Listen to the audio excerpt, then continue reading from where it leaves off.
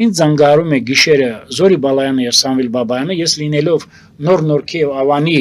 Ռոբերտ Քոչարյանի նախընտրական շտաբի պետ, ինձ զանգարում է, որ մեզ պետք է Արկադի Մանուչարովը։ Դու կարող ես գտնել իրեն։ Արկադի Մանվելևիչ Մանուչարովը Մոսկվայից եկել էր, ապրում էր քրոջ տանը, 5-րդ զանգվածում։ Ես զանգեցի իրեն եւ ասացի այսպես, ինքը համարը տվեցի, զանգեցին, դու մի ասա, ինքը ուներ մի հատ DVD, տեսահոլովակ, որտեղ նկարագրած էր Ռոբերտ Քոչարյանի ամբողջ ճանապարհը, ինչպիսի ճանապարհով է նա անցել ուրեմն իշխանության, ընկերներին դավաճանելով։ Տեսահոլովակը ինքը փոխանցել է Կարեն Դեմիրճյանին։ Զանգարում է հատուկ ծրագրերի վարչության պետը եւ Զորի Բալայանը ինձ ասեց, որ դու պիտի զանգես Կարեն Դեմիրճյանին, որպեսզի այդ տեսահոլովակը հետ վերցնենք։ Ես հրաժարվեցի, քանի որ Արցախյան շարժման առաջին օրվանից Կարեն Սերոպիչը իմ հանդեպ մեծ հարգանք էր տածում, ես ասացի, ես չեմ գնա այդ ճանապարհով։